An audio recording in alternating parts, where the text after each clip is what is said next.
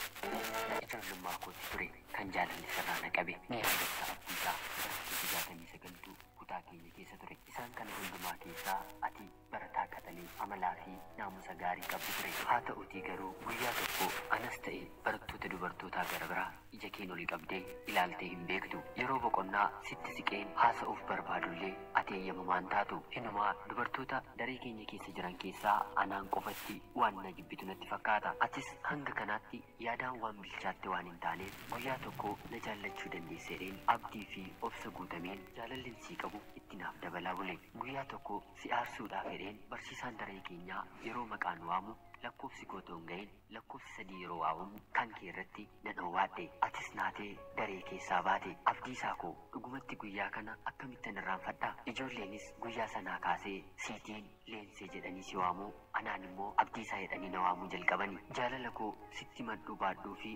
dubartiin dhiiraaf jaalala dhiyeessuun waan hin baratamne waan ta'eef akkan si jaalladhu garuu sirriitti na hubatteetta.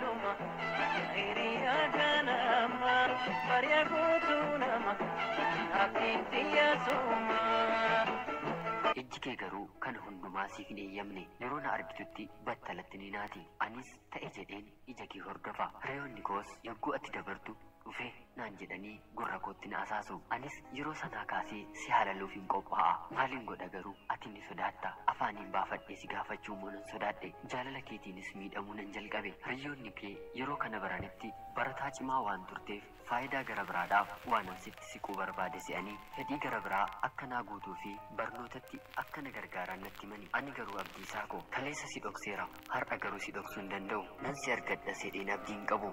Garuu dhugaa jirtu kanaaf beektuuf xalayaa koo siifan barreessa. Hiriyyaan kee bilisaan yogguu sanaa waan sitti inaafuuf anatti siiqe. Yeroo hedduus na faana taphachuu fi na shalaluu akkanumallee bakka ani argamutti na barbaadee argamuu jalqabe. Haaluma kanaanis akka inni baay'ee na jaallatuu fi jireenya isaa gara fuulduraa na waliin jiraachuu akka fedhu deddeebisee natti hime. Jaalalli kan koo garuu kan kee waan na keessa jirtuuf isaaf guyyaa tokkollee ishi jedhee deebisuu feene. Haa ta'u malee guyyaa tokko dirree mana barumsaa duubaa muka baargamaa baay'een keessatti argamu keessatti otoon dubbisaa jiru achitti na qo'achiisu jalqabe. Yeroo dheeraa fi walitti maxxannee waan dubbisaa turreef yeroo ta'e booddee miiraan taane keessan gale. Inni garuu kana hundumaatti qophaa'ee waan dhufeef ta'e jedhee deemsa koo hordofaa ture. Yeroo kanatti uffata kootii yuunifoormii isaa ofirraa baasee afaan kootti cuqqaale. Iyyuus waan hin dandeenyeef wanta barbaadu anarratti raawwate.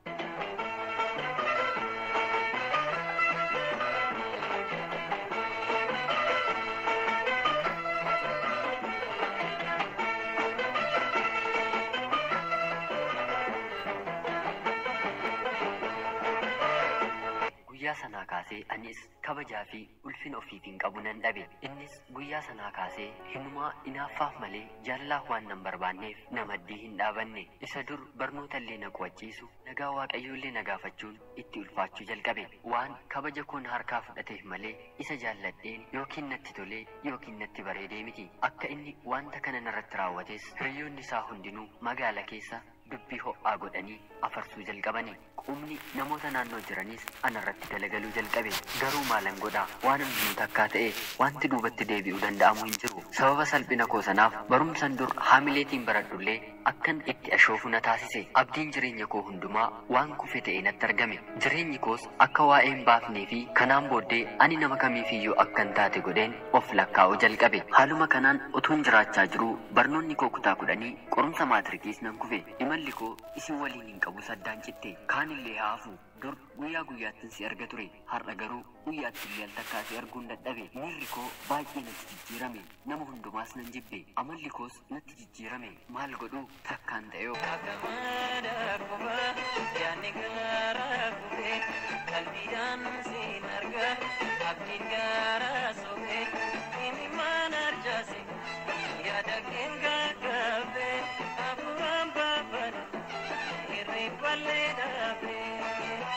Saniin booddee maatiin koo qarshii walitti buufatanii biyya Arabaa akkan deemuu murteessani. Anis biyya kana keessa taa'ee uummata kanaan of ilaaluurra achi deemeen nama nan beekne biyya hin beekne keessa jiraachuu naaf wayyee jedheen murteesseen gara biyya Kaataaritti imala koo eegale. Jireenyi biyya ormaas garuu akka ani yaadinatti hin taane. boqonnaan dhabe. Inuma haati manaa bakka ani galee sun baay'ee na rakkisti. Guyyaa guyyaan waan tolu waan badaa gooti, waan bade immoo waan tolaa gooti. Arrabnii fi dheekkamsi ishee haamilee koo gadi buuse. Abdiin lafa kanarraa qabus hammaachaa natti dhufte. Jireenyi koo kun haaluma kanaan hanga dhumaatti kan deemtus natti fakkaate. Haala kanaan utuma رب 15 جنيه. wal dorgomaa jirtanii fi barattoota cimtoota akka taatan natti hime. Karaa feesbuukii friend requestii siif ergullee ati na fudhachuu hin dandeenye. Bilisaa faana garuu guyyaa guyyaa walitti haasa'uu jalqabne. Bilisaanis hiriyaa taanee akka fufnu achumaan na gaafate. Anis kabaja koo fudhateeraatii hinumaa kanaan booddee maaliin godha jedheen toleen jedhe. Waliin haasa'uu, odeessuu, waliif bilbiluu, waliif barreessuun amala keenya guyyaa guyyaa ta'e. Dhuguma hinna jaallata se'een qarshiis erguufi jalqabe. Atis erga ani deemee yaanni sii galee na jaallattu jalqabde fakkaata. Dubbii anaaf bilisaa gidduu jiru hordofuu jalqabde. Guyyaa ta'es maqaa feesbuukii ani hin beeknee fi hiriyaa koo hin taaneen jabaadhu qarshii waliif erguu jalqabdaniittu jettee naaf barreessite. Dhugumatti namni kun nama biraa hin ta'u. Waan akkasiis addunyaa kanarraa namni naaf barreessuu danda'u hin jiru. Akka bilisaan hiriyaa biraa biyya akka qabus natti himtee turte. Ani garuu waan friend requestii karaa feesbuukiin qabu sana naaf hin deebisneef baay'ee sitti qabameen ture. Kanaaf karaa miiseejii maqaa ani hin beekne sanaan naaf barreessitu sana siif deebisuuf guyyaa tokkollee yaalle. Yaani koo gama keetii yaani koo sibira gama koo leebilee ajaa'ibee bira ogaraan obsana bee dhuga maaliin tara.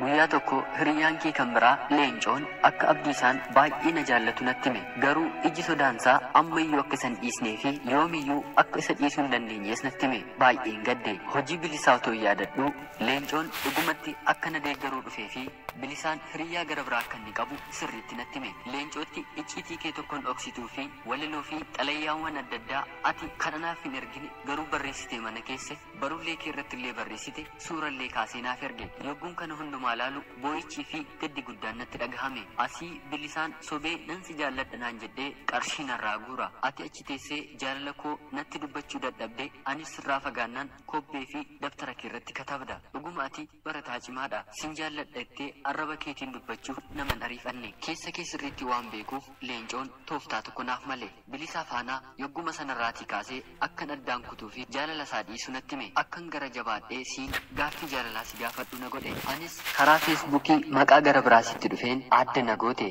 Eenyummaa koo sitti himeen xalayaa yoo xiqqaate fuula 3 ta'uun wanta jiruu fi dhugaa jiru keessa koo jiru sitti himeen hafuura koo baafadheen sitti hobbaafadhe. Akamada kuba yaani gara kube kalbiidhaan siin arga abdiin gara sobe imi manarjaase yaada keen gaggaabe afuuraan baafadhe irreeffallee dhaabe.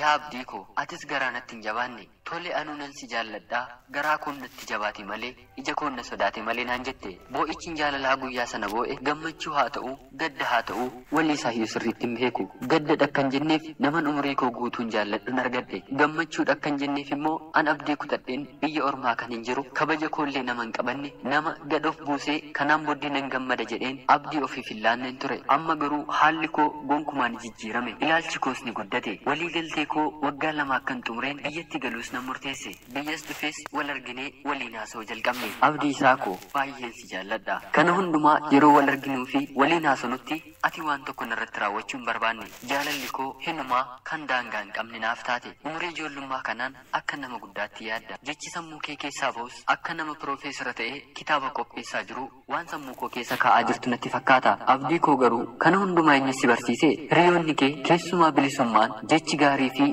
wanti gaarii dhaabbiin gaarii fi hojiin gaarii harka isaarraan argamu. Haati keessiin otuu lakkuu deesseetti ta'e biyyi kun meeqa akka jijjiiramtu jedhee yaada ture. Walitti deebi'uu keenyaan garuu bilisummaan ammas guddaatti naafuu jalqabe. Kan inni yaadu akka ati qarshii narraa barbaaddee qarshii narraa nyaachuuf natti siqxetti fakkaata ture. Garuu yaa abdii koo ati meezoo tokko na gaafattee hin beektu. Yoo na gaafattes ani siif qarshii miti lubbuu koyyuu nan laadha ture. Abdii koo yoom ati nama akkanaa taate faayidaaf nan barbaanne namiidhuufis natti hin siqne. Hinumaa biyya hambaatii akka kennaatti moobaayiliin siif fidee dhufe hin ta'uu ani hin barbaadu obboloota keef kenninaan jette. Abdii koo olmaa kana hundumaa yoomiif akkamittan dagadhaa anaaf abjuu natti taate. dhuguma namni akka kee lafa kanarra hin jiraa laata? Haaluma kanaan jaalala keessatoo jirru bilisaan hojiin nuun adda baasuu hojjechuuf sharrii guddaa tokko eegale. Abdii koo suuraan suni dhugaa miti. Erga ani biyya hambaatii dhufee isa faana ciisee waan akkasii raawwachuu miti nagaarree sirreetti san gaafanne. Abdii koo yogguu sanatti ani hin barre malee suuraa kan kee suuraa nama biraa waliin akka ati nama biraa waliin ciiste godhee anatti argisiise. Anis yeroo sana waan hin barreef dhugaa si hin amane. Hinumaa ati qaama koo tuquu dhiisuun kee gaaffii natti waan ta'uuf dhuguma mucaan kun waan na hin barbaanneef immoo waan nama biraa faana ciisuu fidheedheen shakkii guddaa sirraan qaban ture.